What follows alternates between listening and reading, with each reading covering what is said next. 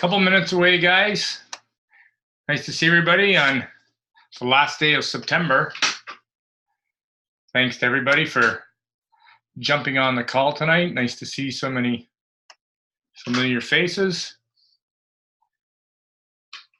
Brenda, Heather Lemke, Joanne Oswald, Angela Corns, Jason Keeping, my big sister Lori, Kevin T. Smith, who's having an event coming up very soon. Liz Diaz, Kristen Tiranen, Ann Roscoe. Nice to see you, Ann. Angie Hall, Brenda Bookman, Kim Bell, Judy Brebner, Ann Roscoe, Patty Walsh. Nice to see everybody.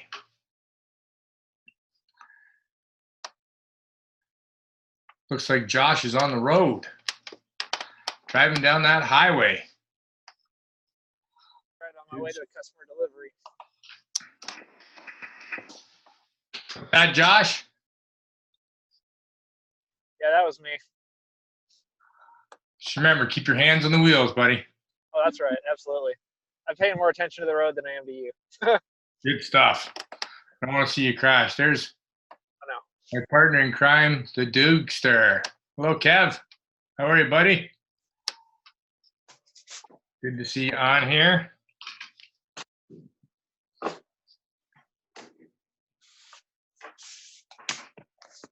Kim Lacey, nice to see you, Kim. Okay, we're gonna get started here in a couple minutes. A couple more minutes to give people time to jump on.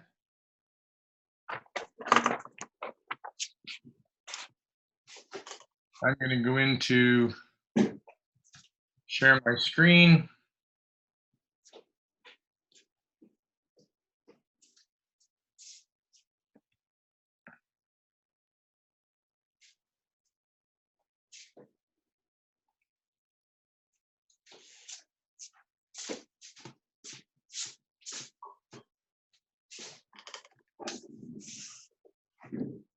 Okay, well, we want to kind of get this show on the road. I appreciate everybody jumping on. Sorry about the cancellation last week of the training. I was away, and I was away with a couple Vox partners in crime, Ian Britton and Paul Austin.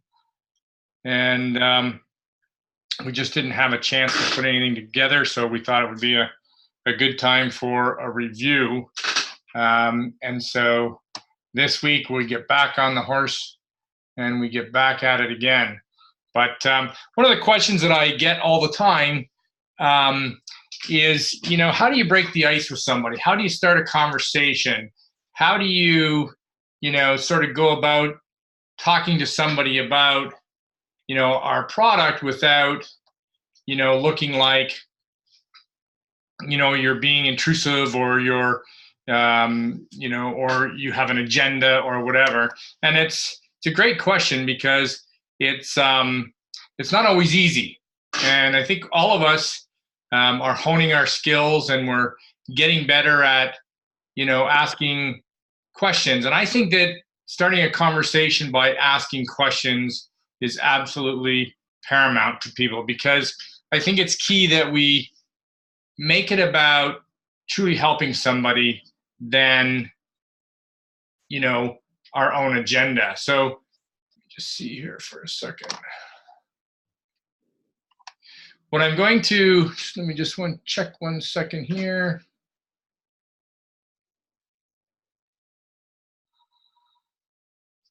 Make sure everybody's great. I'm gonna make sure it was recording.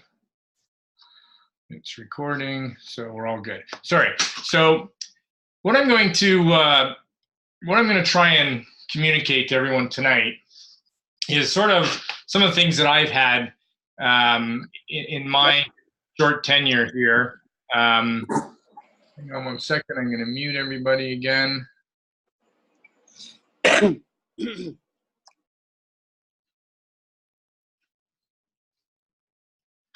Sort of the luck and the experience I've had and the success I've had with utilizing questions to help get product on people's feet, to truly make it about them. And, my experience and lessons that I've learned by asking questions is something that creates trust and openness for people to learn about our technology. And, really asking honest and good questions is truly about creating curiosity. And curiosity then begins with a thought, and then what typically follows curiosity is more questions.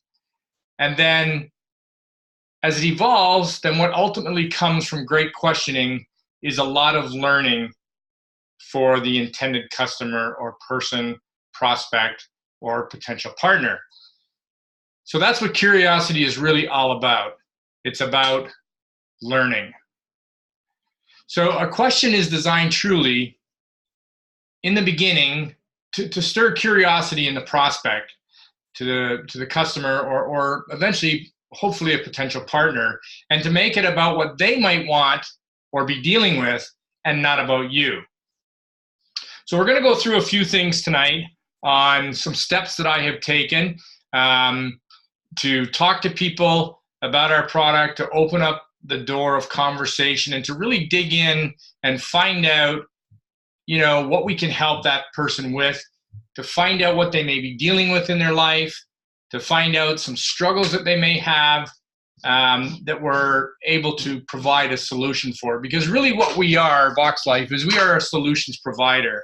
We provide our potential customers, friends, acquaintances, we provide them a solution for something they may want to solve in their life or improve in their life. So the first thing I want you to understand about asking questions is that you have to be unafraid. You truly have to be unafraid when you sit down and talk to somebody, and you cannot be afraid to ask questions. And I'll give you an example. I might see somebody walk into, a coffee shop or something, a complete stranger, and I might notice something about them. And again, these are all examples, people. Might see somebody, limping. And I would walk up to him and say, excuse me, hello, my name is Terry. And I always do my best to try and help people. And I couldn't help but notice you were limping. Do you mind me asking what do you struggle with? And so that's very unintrusive. I've had great examples from teammates that have done the same thing, that are able to start a conversation and simply hand them a card. Or if it is a person dressed in workout clothes, it could be something as simple as, how's your day going? Looks like you had a great workout. And so it just opens a door, sort of breaks the ice, and people very often want to talk about what they are dealing with, what has shaped their life, what's going on in their life, what they are struggling with, or just about how their day is going. So you have to approach and be gentle, be kind, and always be ready to give them, a business card or contact information so that they can, research. Or in such cases, I've had it before where I've talked to somebody and asked them a question, and they're prepared to sit down and talk further right then and there. So if you're going to approach somebody, make sure that you've got, you're prepared to take 10 minutes if that's what they want, or 15 minutes, and have them, your attention totally given to them if you approach them. Now, this is sort of a situation where you might approach somebody that's a complete stranger. Again, if it's an acquaintance, you can certainly, start out with, a question of what do you struggle with? If there's one thing in your life that you would like to improve, what would that be? Would you like to have more energy? Those sort of things. So people very often want to talk about what they're dealing with or struggling with, things that are going on in their life. We just think at times that we're being, sort of invasive. So number 2 in your questioning or your series of questioning, make sure that you're curious. So be very curious. If you show genuine curiosity about their answer to your opening question, it will create curiosity in them. Example, if you see somebody limping or something and you've asked them that question, they might follow-up question might be, how did you injure yourself? Right? And so it goes in to truly wanting to know, why are they limping? Because you don't go right up to somebody invasive and say, hey, I see you're limping. I got something that'll help you. That's a little invasive and a little off-putting. And I personally would not do that. And I don't think you would have a lot of success. If you saw somebody in a coffee shop or a parking lot or a mall or somebody, and you happen to walk by them, smile at them. Say, hey, you look great. Do you exercise a lot? Something to break the ice. Showing curiosity without being creepy establishes common ground and a certain level of trust in them to want to continue a conversation with you. So being curious creates curiosity, if that makes sense. So you're curious about them with a sincerity, and that will create curiosity in them as well. So sometimes you see somebody, and probably we've all done this before, you may see somebody that's limping or walking with a cane, or they may be in a wheelchair or on a scooter using a walker. We've seen these type of people at shows, and we look at them and you can say there's an obvious question, when you look at these people. You see something there, and there's obviously, they've been dealing with something in their life, they're struggling with something, and so sometimes trying the obvious question is a great way to, start the conversation. You might say something like this: hey, good day, how you doing? I see you're walking with a cane. How long have you been using a cane? Or see somebody in a wheelchair. It's a beautiful day. How long have you been in a wheelchair? I'm in the business of helping people. I'm just very curious. Or if the person looks like they are in a workout clothes or have a gym bag with them, you could say something like, what gym do you work out at? Might be something like as simple as, hey, do you play any racket sports? So we're really trying to look at something obvious. You see somebody in workout clothes, you see somebody that's struggling with a cane. We don't want to appear invasive. We don't want to appear rude. So we want to be very, very gentle. And Rebecca Naylor did some great training, how to deal, and how to approach people as well that may be struggling with some sort of, illness or disease. And so we have to be, very cognitive of that and understand that we don't want to be invasive. And we just want to, ask an obvious question. And a lot of times people are very open to share. And again, very important to have a card or something that you can quickly hand them to follow up with them. They may want to do some of their own research as well. So, sometimes the obvious question when somebody is struggling is more to the point and very apropos at the time that you run into this particular person. I think one of the things that's key about questioning too is, keeping our questions simple. It's very important to keep the questions in the beginning simple with people. You don't need to use a lot of big words like wearable neurotech and neurology and homeostasis, and you don't want these big words, and you don't want to try to come off as you're particularly the most intelligent person around and so on. I never think that's a good thing. I always try to look at it and say, if somebody approached me pleasantly, how would I feel? How would I like to be approached? What would not turn me off if somebody approached me and asked me some questions? So I try to, be on the receiving end and understand what it would be like on the receiving end. And obviously what happens is we all realize there'll be lots of time later to show them how much you know about our amazing technology and all the things that we can share with them, like Facebook testimonials, stories, your own personal story. Because the reality is people don't care how much you know until they truly know how much you care. That I believe I've lived by. And I think certainly, letting people know that you do care. It isn't always easy, and I'm saying that these things aren't easy.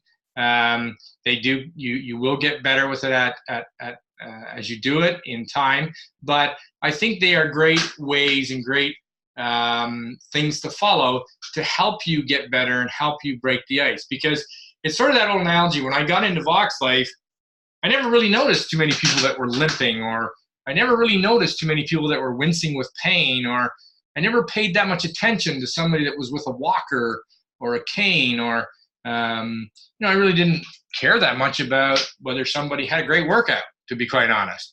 But now that I'm in the business and I know what our technology can do, and I have an understanding, and I've decided, back in 2016 that I wanted to be part of this mission, then trust me, I see every person around that I believe is struggling. You notice them. It's like if all of a sudden, you bought a Chevy Malibu. You never paid attention to a Chevy Malibu before you had one. And then all of a sudden you buy a Chevy Malibu and you notice every Chevy Malibu on the road. So keep it simple in your questioning in the beginning, and I think that that will help you for sure. I have a little thing called hook phrase endings, and I think words matter, and they just can't be off the cuff. It is so important to use great words in your questioning that get to the heart of the person. What might truly matter to them by ending your question with a hook phrase. I think that you're sort of trying to relate with them on a level where you're asking a question and they're sort of agreeing with your question by finishing it with a hook phrase. And I'll give you an example. If I saw somebody that was struggling with a scooter or a cane or something, I might say, well, I bet you feel somewhat blessed to be able to still be out and about, don't you? Right? Now, this is in the stage of questioning, quite possibly. This isn't something you may open with, but this may be down the road after you've had a little conversation. Well, I bet you feel somewhat blessed to be able to still be out and about, don't you? Right? It opens the door to dig a little deeper into whether they do feel blessed or whether they're truly struggling. Maybe something like, you appear to be managing very well, quite well, aren't you? Question. Or if you saw somebody that looks like they just came from the gym, it might be something like, well, you should be ready for a big cold drink, shouldn't you? Right? They might have rackets, tennis rackets, squash rackets. You might be able to play into that and say, when I played squash, I loved it so much, I wanted to play every day. Couldn't you? So what it does is it starts to build a little level of trust, a little level of comfort, a little level of commonality in your questioning. And using hook word endings to questions is a great way to align your thoughts with theirs. I mean, a lot of people I know that if I come off the golf course and somebody came up to me and said, hey, did you have a great game today? And I'd say, no, I played terrible, or yeah, I played great. And if they came back and say, I played a lot of golf too, I loved it so much I wanted to play every day. Couldn't you play every day? Something like that. So these hook phrases at the ends of questioning are very, very effective in aligning people and giving them sort of a commonality to you in your questioning. So, but I think one of the most important things, one of the most powerful things in questioning, in your series of questions to people, is I think we need to most definitely strive for empathy. So I'm going to give you, empathy and sympathy are very similar words, but I'm going to give you the Webster's Dictionary definition of empathy. Empathy is the action of understanding, being aware of, being sensitive to, and vicariously experiencing the feelings, thoughts, and experience of another, of either the past or present, without having the feelings, thoughts, and experience fully communicated in an objectively explicit manner. So I think being empathetic, Simon Sinek is a great speaker, and he does, a great talk on empathy. And one of the things that he believes, in our world, in our workplace, is there's a lack of empathy. And he gives an example where a boss comes into an employee and says, hey, I've been watching your sales for the last 5 months, and your sales are dropping undeniably too much. And if you don't pick up your sales, I can't promise you what's going to happen. As opposed to being empathetic and going into that employee and say, hey, listen, I noticed and have taken note that your sales have been slipping over the last 5 months. What's going on? What can I help you with? So you see the difference of being empathetic. And so being empathetic in your questioning is so vital. This will create a sense of security for your customer or prospect. So I'll give you an example. In your series of questions, if you've gone through and you've asked somebody, how did they injure themselves, or how long, have they been in a wheelchair or whatever, you might say something like, what is it like for you to deal with this every day? Empathetic. How hard has it been for you to adjust your lifestyle? It's an empathetic question. Or in the case of an athlete, and you might have been talking to them, or somebody that works out at the gym or whatever, you might in your series of questions found out that maybe they're just getting back into the workforce. Maybe they're just getting back into the gym, and they may have told you that they had surgery or they had a heart attack or something. You could say, oh, I'm so sorry. I didn't realize you were recovering from surgery. How are you feeling? Or it might be something like, it must have been really, really difficult to get back to the gym after what you've gone through. So empathy is really opening your heart to their experience and putting yourself in their shoes and understanding where they're coming from. That is absolutely, a key thing, is to really be empathetic.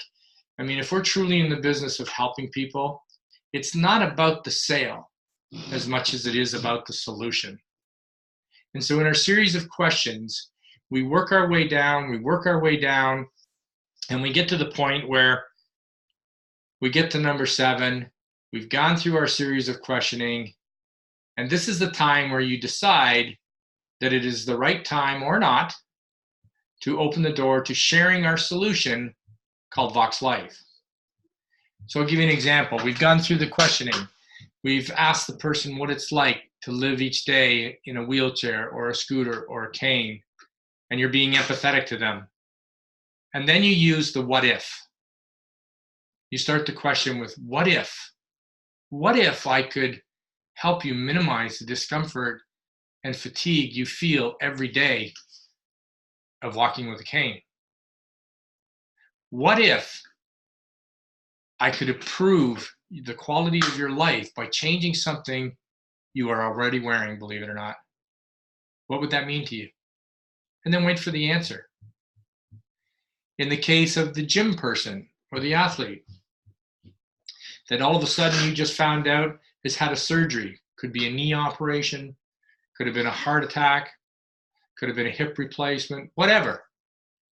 You've gone through that series, you're empathetic to them, and you ask them, what if I could help you feel like surgery was a distant memory faster? Or what if I could help you improve all your personal bests at the gym? What if I could do that for you? So I think it's really, really important to paint a picture, and you get them thinking by starting your question with what if. And sometimes when you ask the question, sometimes you also have to answer it. What if I could help you improve all your personal bests at the gym? Would that be important to you? What if I could give you energy more energy to be able to spend an extra 15 minutes at the gym? What if I can improve your balance so that you're not as exhausted after walking with a cane all day, so that you can get a little more done around the house? Would that be important to you? So painting a picture to them is really important. I've had great success with that, starting with what if. A lot of people may not be able to envision what their life may be like if their balance was improved, or something that they've defined to you that they'd like to improve upon. Because again, all we're trying to do is we're trying to improve their quality of life. We're trying to give them a solution to help them, so they're open to try our product. They're open to let us help them. And then once we get in and we are able to help them, then we coach them. Then we stay in contact with them, and we go through all the necessary stuff we do to see that they are successful. But the last point I'm going to make tonight on our questioning is number 8, and it's very, very important. I think it's so important in our questioning with friends or strangers or acquaintances to be gracious. The answers they share with you are gifts to you. You're delving into their heart. You're delving into, things that may be, very painful for them. They're sharing experiences and their time. So be grateful. Show your appreciation always. And don't forget to exchange contact information with them. Let them know how much you appreciate their time and how much you appreciate them being open to share with you. And if they're not ready to try, that's okay. That's okay. They're not going to ever forget your empathy, because nobody forgets the way you make them feel. If they're not ready to try, ask them if they know anyone that you could help. Please pass on my contact information, and then ultimately give them permission with your business card and your contact information to call you anytime. You're here to help. So that's my little presentation tonight, guys. I'm going to stop the share. I really, really hope it helps you in breaking the ice and doing some questioning to people, and opening the door. I truly believe that number 6, being empathetic, is one of the key components of questioning, for sure. And what I'll do is I'm just going to go, I'm just going to go and see if there's any questions here. I'm not a salesman. Janice Goulet made a great point. I'm not a salesman. I'm a solution solver. Cheryl also put that, being in a wheelchair allows her to connect with people too. So you are a great, you deserve all the kudos in the world for what you accomplished, Cheryl. No question about that. That's from Lori. So anyways, I think, it's important, as Kevin Dugay says, we have to be a great listener as well. And as Carol put in here, bottom line is to be kind. And that's exactly it. I mean, not everybody's going to accept, the fact that you might approach them. Not everybody's going to be open to try it. People are going to think you're nuts, but that's okay. If we're empathetic and we truly love to help people, then this isn't sales. But sales are the results of it. Okay? So anyways, if you have any questions and you want to put up your hand or whatever, and if not, then I will open up the lines and we'll put the recording up tonight. And I thank you all for being on the call tonight. It was great to see everybody. And I am Hey, going. Terry. Yeah, Yeah, Paul. how are you, buddy? Good. Right on. Yeah, I was just going to say, guys, I've been talking to a lot of different teammates, and I think people just are complicating this. Like it's done. Like Terry was saying earlier, don't worry about science and all this different stuff and how this goes and that goes. I mean, we'll pop 2 T4s in a heartbeat or Advil or whatever it is. Like we don't need to get into all that nonsense. We just need to authentically get this on people's feet. I mean, it's such a simple process, and don't be afraid to say I don't know, and but it's right. You just make that connection. You make it about them. You understand them. A perfect example. My sister just asked me to go and help her grab a bunk bed, a double and a single. So I went. I see the girl. I know that my sister knows her sister from church. Turns out I recognize her. She doesn't really know me, but we know her sister. So she was just blowing away, and we're chatting away, and then she started talking about her pain points and about sleeping and about I had kids when I was 36, and I said, hey, my sister, me, we're with you. We're in our 40s, and we have a 7 and 9-year-old. We're in we're in your zone. So she was like, oh wow, I thought I was the only one. But she started talking about I'm a server at the casino and I'm exhausted, and thank God the kids went to the park and blah blah blah. And so it just all came out. And what was I going to do? Just go, well, that's great. Have a nice day. No, I said, hey, I'm thankful that you told me that because I might have something that can help you. Oh, really? I mean, that was it. And yeah, this is what I have, and it's very simple and it's very basic, and it's just put it on and let's see what happens, and then I'll follow up and we'll go from there. I mean, don't get it in your mind that you need to be a scientist. Just be a human being. It really is, and offer help.